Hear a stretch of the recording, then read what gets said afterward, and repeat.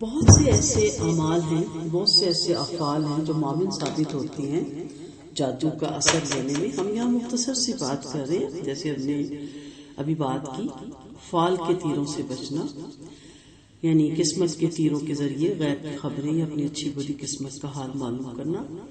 بہت سے کام ایسے ہیں۔ صبح کو نماز کے لیے جلدی اٹھیے۔ آپ صلی اللہ علیہ وسلم نے فرمایا جب کوئی شخص سوتا ہے تو شیطان اس کی گدی پر 3 گرا لگاتا ہے اور ہر گرا نگاتے وقت کہتا ہے رات لمبی ہے، سوتے رہو۔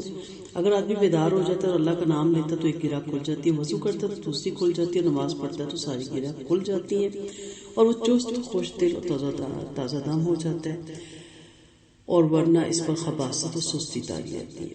لہٰذا عصبی اثرات اور شیطان سے بچنے کے لیے یہ سب سے بہترین نسخہ ہے۔ آپ آزما کے دیکھیں کہ جلدی اٹھیں۔ آج لوگ دیر سے سوتے ہیں اور دیر سے اٹھتے ہیں، بالکل اللہ تعالیٰ کے بنائے ہوئے نظام کے اپوزٹ چلتے ہیں۔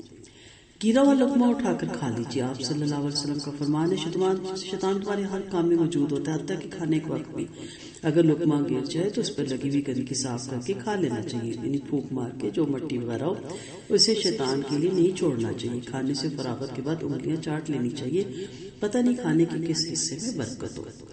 تو معلوم یہ ہوا کہ روٹی اور کھانے کی تمام دیگر اشیاء کو حد الامکان نیچے گرنے سے بچانا چاہیے، اور اگر گر جائے تو صاف کر کے کھا لیں، انگلیاں چاٹ لیں، کیونکہ اس کے ساتھ بھی کھانا لگا ہوتا ہے۔ اگر کسی برتن کے ساتھ کھانا چاہے معمولی سا لگا ہو تو اسے بھی چاٹ لینا چاہیے۔ اگر پھل کھایا تو اس کے چھلکے کے ساتھ لگے ہوئے قابل استعمال حصوں کو نہیں چھوڑنا چاہیے، بلکہ وہ بھی کھا لینے چاہیے، کیونکہ چھوڑا ہوا کھانا چاہے انتہائی معمولی ہو، کھانے کے لیے وہاں شیطان آئے گا، ہو سکتا ہے برکت اسی حصے میں ہو جسے معمولی سمجھ کے چھوڑ دیا گیا۔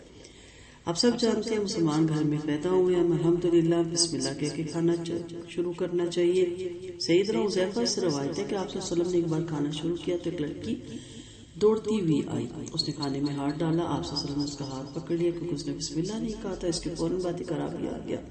اس نے بھی بسم اللہ کیے بغیر برتن میں ہاتھ ڈالا، آپ نے اس کا بھی ہاتھ پکڑ لیا اور فرمایا اگر کھانا بسم اللہ کہہ کے نہ کھایا جائے تو شیطان اسے اپنے لیے حلال کر لیتا۔ وہ پہلے تو اس لڑکی کے ساتھ آیا تاکہ ہمارا کھانا کھائے، میں نے لڑکی کا ہاتھ پکڑ لیا، پھر وہ رابی کے ساتھ آیا، میں نے رابی کا ہاتھ پکڑ لیا۔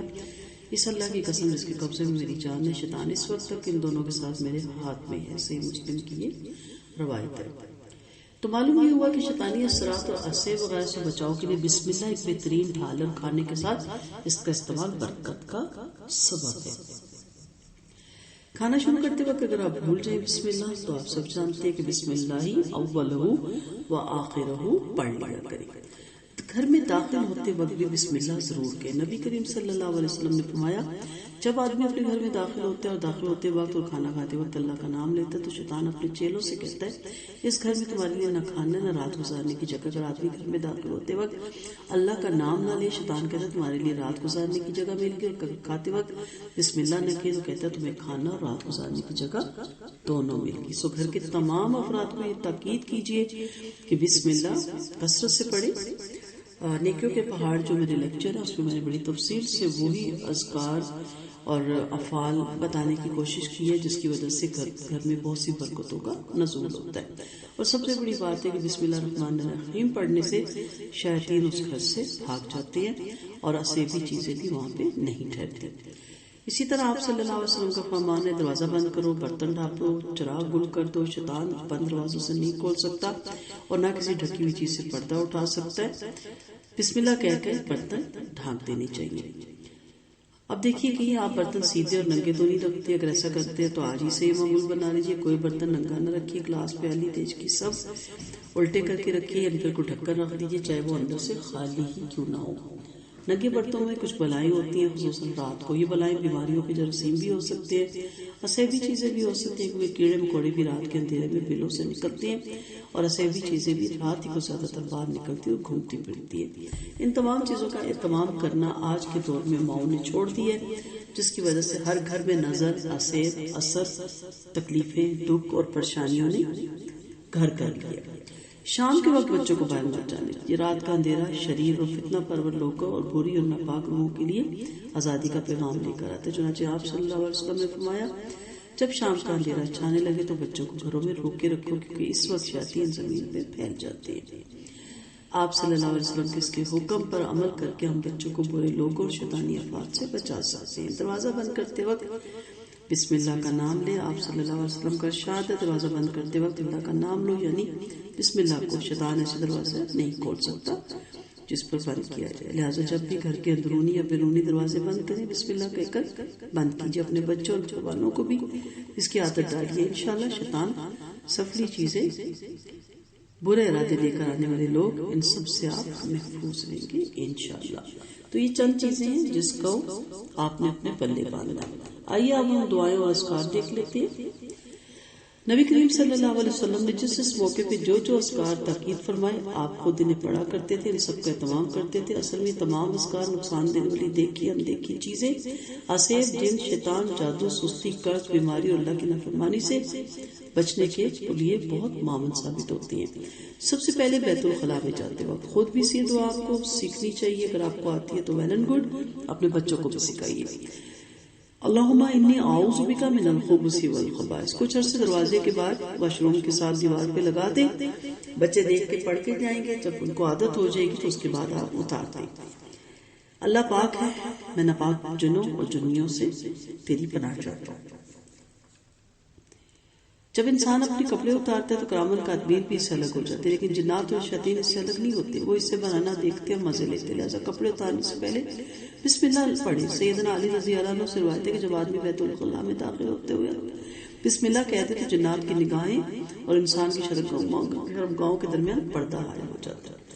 بیت الخلاء غیر ناپاکی کا ٹھکانہ ہوتا ہے، اس لیے شریر اور خبیث روحیں ان جگہوں پر ڈیرے جمائے رکھتی ہیں۔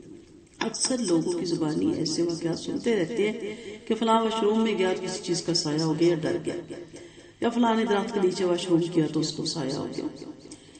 رسول اللہ صلی اللہ علیہ وسلم کی تعلیم کردہ استعاذہ کا مفہوم دل میں رکھ کر اسے یقین کے ساتھ پڑھ لیں، انشاءاللہ خبیث روحوں اور شریر جنوں کے سے آپ محفوظ رہیں گے۔ اسی طرح گھر میں سورۃ بقرہ پڑھا کیجیے۔ آپ صلی اللہ علیہ وسلم کا ایک حدیث کا مفہوم ہے اپنے گھروں کو قبرستان نہ بناؤ۔ جس گھر میں سورۃ بقرہ پڑھی جاتی ہو شیطان اس کے قریب نہیں جاتا۔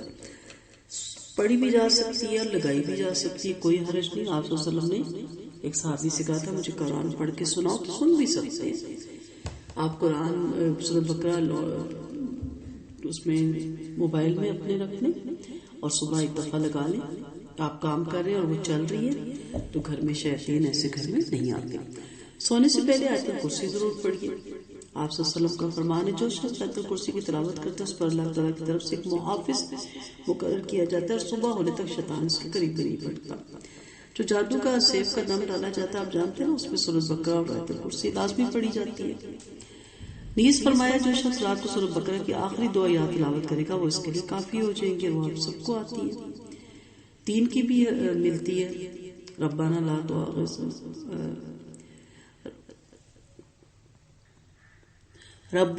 لا تؤاخذنا ان نسینا او اخطانا ربنا ولا تحمل علينا اصرا كما حملته على الذين من قبلنا ربنا ولا تحملنا ما لا طاقة لنا به واعف عنا واغفر لنا وارحمنا انت مولانا فانصرنا على القوم الكافرين۔ نہیں یاد تو ضرور یاد کیجیے، بچوں کو بھی کرائیے، سونے سے پہلے ہلکی ہلکی آواز میں پڑھیں تاکہ بچوں کو بھی اس کی عادت پڑ جائے۔